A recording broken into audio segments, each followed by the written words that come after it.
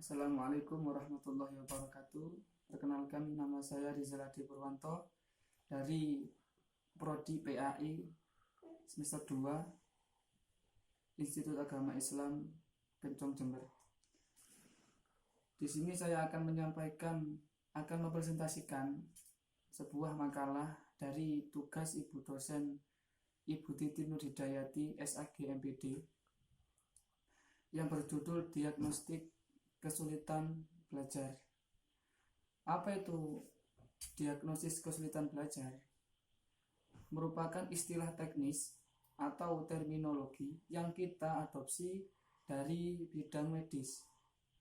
Dan menurut Thorndike dan Hagen, diagnosis dapat diartikan sebagai A. Upaya atau proses menemukan kelemahan atau penyakit apa yang dialami seseorang dengan melalui pengujian dan studi yang seksama mengenai gejala-gejalanya.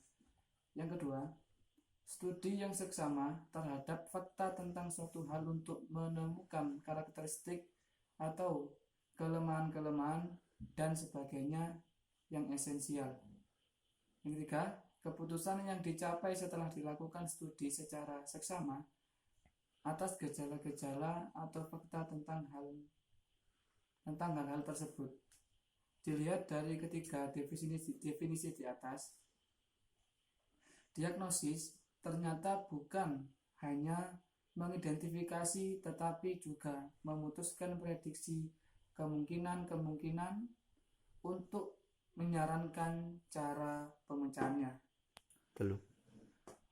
Untuk yang kedua, pengertian kesulitan belajar. Menurut Burton, mengidentifikasi seorang siswa, kasus dapat dipandang atau dapat diduga mengalami kesulitan belajar kalau yang bersangkutan menunjukkan kegagalan tertentu dalam mencapai tujuan-tujuan belajarnya. Dan kegagalan belajar didefinisikan sebagai berikut. 1. Siswa dikatakan gagal apabila dalam batas waktu yang tertentu bersangkutan tidak mencapai ukuran tingkat keberhasilan atau tingkat penguasaan minimal dalam pelajaran tertentu, seperti yang telah ditetapkan oleh guru. Yang B, siswa dikatakan gagal apabila yang bersangkutan tidak dapat mengerjakan atau mencapai prestasi yang semestinya.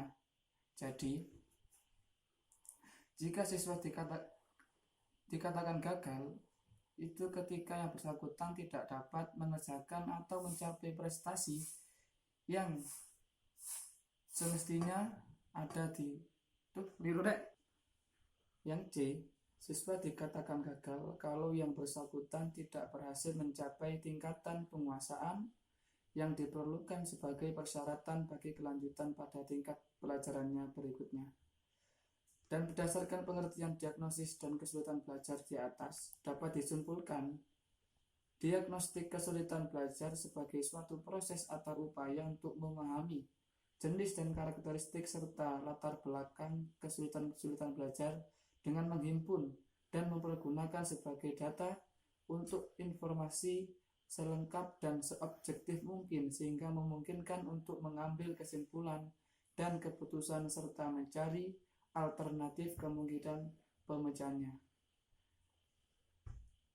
Setelah itu, ada pula kedudukan diagnosis kesulitan belajar. Keberhasilan belajar peserta didik dalam proses pembelajaran ditandai dengan penguasaan badan pelajaran yang telah diberikan oleh guru yang diwujudkan dalam bentuk nilai yang tinggi atau baik. Sebaliknya, peserta didik dikatakan belum berhasil dalam belajarnya atau gagal dalam belajar yang diwujudkan dalam bentuk nilai rendah. 1. Peserta didik berkesulitan belajar. Adanya kesulitan belajar dapat diketahui atas dasar grade level, yaitu apabila anak tidak naik kelas sampai 2 kali. Yang kedua, age level, yaitu apabila anak umurnya tidak sesuai dengan kelasnya. Yang ketiga, intelijensi, terjadi pada anak yang mengalami underachiever. Yang keempat, general level, terjadi pada anak yang secara umum dapat mencapai prestasi sesuai dengan harapan, tetapi ada beberapa mata pelajaran yang tidak dapat dicapai sesuai dengan kriteria atau sangat rendah, di mana siswa mengalami kesulitan belajar. Yang kedua, jenis-jenis kesulitan belajar. Kesulitan belajar yang pertama adalah kesulitan belajar umum. Anak berkesulitan belajar umum secara nyata mengalami kesulitan dalam tugas-tugas akademik, khusus maupun umum, baik disebabkan oleh adanya disfungsi neurologis, proses psikologi dasar maupun sebab-sebab lain sehingga prestasi belajarnya rendah. Anak tersebut beresiko tinggi tinggal kelas. Yang kedua adalah kesulitan belajar khusus. Kesulitan belajar khusus dapat dikelompokkan menjadi dua jenis, yaitu kesulitan belajar pra-akademik dan kesulitan belajar akademik. Untuk yang ketiga, kesulitan belajar pra-akademik itu dapat dijelaskan dalam beberapa keterangan di bawah ini. Yang A, kesulitan belajar kognitif. Pengertian kognitif mencakup berbagai aspek struktur intelektual yang digunakan untuk mengetahui sesuatu. Kognitif merupakan fungsi mental yang mencakup persepsi, pikiran, simbolisasi, penalaran, dan pemecahan masalah. Yang B, gangguan perkembangan bahasa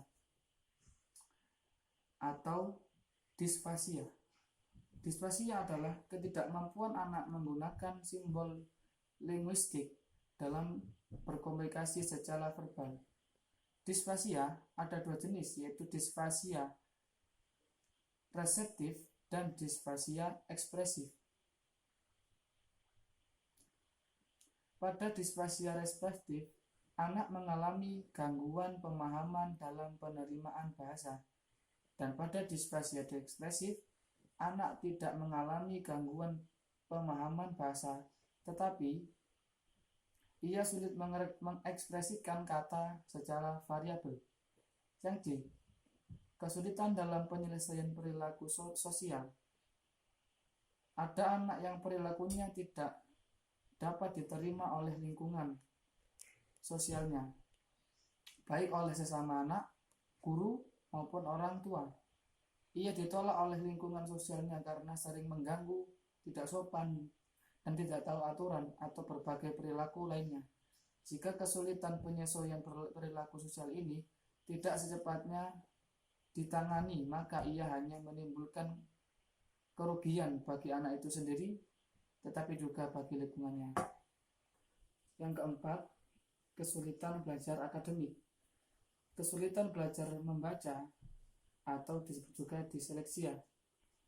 Kemampuan membaca tidak hanya merupakan dasar untuk menguasai berbagai bidang akademik, tetapi juga untuk mengingatkan keterampilan kerja dan memungkinkan orang untuk berprestasi. Yang B, kesulitan belajar berhitung, diskalkulia.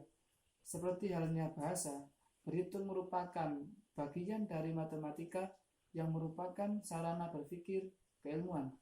Oleh karena itu, kesulitan belajar bahasa dan kesulitan belajar berhitung hendaknya dideteksi dan ditangani dini agar tidak menimbulkan kesulitan bagi anak dalam mempelajari berbagai mata pelajaran lain di sekolah. Yang D, kesulitan belajar menulis, disgrafia. Kegunaan kemampuan menulis bagi seorang siswa adalah untuk menyalin, mencatat, dan mengerjakan sebagian besar tugas sekolah. Yang kelima, faktor-faktor yang mempengaruhi kesulitan belajar. Apa saja faktor-faktornya? Faktornya adalah faktor-faktor non-sosial. Kelompok faktor-faktor ini boleh dikatakan tak terbilang jumlahnya, seperti keadaan udara, suhu udara, cuaca, waktu, tempat, alat, dan lain sebagainya. Selanjutnya, faktor-faktor sosial. Yang adalah faktor-faktor sosial, maksud saya. Yang dimaksud faktor sosial di sini adalah faktor manusia pada saat kegiatan belajar berlangsung. Seringkali ada banyak anak-anak lain yang bercakap-cakap tanpa mendengar pendidiknya. Hal ini tentunya mengganggu yang lainnya. Yang D, penyebab kesulitan belajar. Yang pertama, faktor fisiologis. Faktor ini berkaitan dengan kurang berfungsinya otak, susunan syaraf, atau bagian tubuh lainnya. Akibatnya, ia akan mengalami hambatan ketika belajar. Yang kedua, faktor sosial. Terdapat beberapa faktor penyebab kesulitan belajar yang berkaitan dengan sikap dan keadaan keluarga, serta masyarakat sekeliling yang kurang mendukung siswa untuk belajar sepenuh hati. Yang ketiga, faktor kejiwaan. Penyebab ini berkaitan dengan kurang mendukungnya perasaan hati siswa untuk belajar dengan sungguh-sungguh. Contohnya ada siswa yang tidak suka mata pelajaran tertentu, hal ini akan menyebabkan kesulitan belajar pada siswa. Yang keempat, faktor intelektual. Faktor yang menjadi penyebab kesulitan belajar siswa ini berkaitan dengan kurang sempurnanya atau kurang normalnya tingkat kecerdasan siswa. Yang kelima, faktor kependidikan. Faktor yang menjadi penyebab kesulitan belajar siswa ini berkaitan dengan belum mantapnya lembaga pendidikan secara umum, guru yang tidak memperhatikan siswa, guru yang dengan cara mengajarnya yang malas, sekolah yang membiarkan para siswa bolos tanpa sanksi adalah contoh dari penyebab kesulitan belajar. Yang D, prosedur pelaksanaan diagnosis kesulitan belajar. Yang pertama, kesadaran guru tentang pentingnya memberikan motivasi bagi peserta didik. Yang kedua, memberikan pertolongan kepada peserta didik yang mengalami kesulitan belajar. Yang ketiga, melibatkan berbagai pihak yang dipandang dalam memberikan pertolongan kepada peserta didik. Yang keempat, mengikuti perkembangan peserta didik dan mengadakan evaluasi terhadap bantuan yang telah diberikan kepada peserta didik untuk memperbaiki kesalahan. Yang kelima, melakukan referral kepada ahli yang berkompeten dalam menangani kesulitan yang dialami peserta didik. Yang E, pendidik mengenali kesulitan belajar, yaitu dari perkembangan bahasa yang lambat. Kosakata yang dimilikinya cenderung terbatas dan lebih sedikit dibanding anak sebayanya. Selanjutnya, rendahnya koordinasi motorik. Ada beberapa indikasi ketidakterampilan motorik kasar seperti canggung dalam melompat, mudah jatuh maupun tidak bisa memanjat dan lain-lain. Keterampilan dan koordinasi motorik halusnya seperti mengalami kesulitan dalam mengikat tali sepatu, memasukkan kancing baju, kurang terampil dalam menulis dan menggunting. Yang selanjutnya, gangguan pemusatan perhatian. Rendahnya pemusatan perhatian anak sering nampak dengan mudahnya anak beralih pada satu kegiatan lainnya. Kontrol dan pengorganisasian diri yang buruk sering membuat mereka nampak kurang sabaran, sehingga nampak tidak mampu bertanggung jawab dibanding anak-anak sebayanya. Selanjutnya adalah yang mempengaruhi pendidik mengenali usia belajar adalah usia sekolah. Kekurangan persepsi visual, anak nampak bermasalah untuk mempelajari abjad dan sering terbalik melihat huruf-huruf tertentu. Kekurangan persepsi visual motor, lambatnya anak menyalin tulisan dari papan ke bukunya. Kekurangan persepsi auditor, sukar untuk membedakan beberapa huruf yang hampir memiliki kesamaan bunyi. rendahnya kemampuan mengingat, lambatnya pemaharuan, kekurangan hubungan spesial dan kesadaran tubuh, gerakan anak yang tampak canggung, suka memahami konsep kiri kanan, atas bawah, pertama, terakhir, dan lain-lain. Yang F, program remedial dan pengayaan. Menyusun program perbaikan. A. Pengertian pengayaan adalah kegiatan tambahan yang diberikan kepada siswa yang telah mencapai ketentuan dalam belajar yang dimaksudkan untuk menambah wawasan.